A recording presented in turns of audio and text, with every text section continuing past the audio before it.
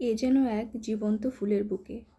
যদি কোনো ফুল গাছে কম পরিশ্রমে কম খাটনিতে ফুল ফোটাতে চাও, তাহলে তোমরা সবাই বাগানে পিটুনিয়াকে রাখবে।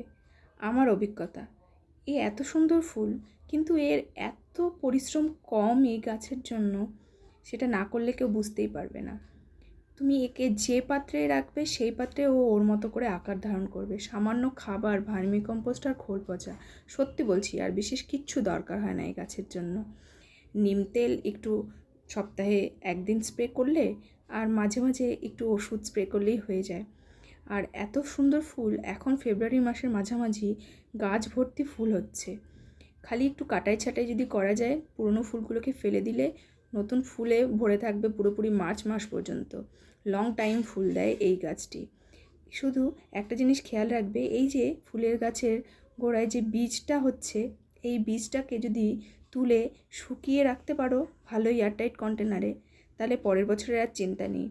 এগুলো সেপ্টেম্বর মাসে যদি বালির মধ্যে পুঁতে দিতে পারো, এর থেকে প্রচুর অসংখ্য চারা বেরোবে।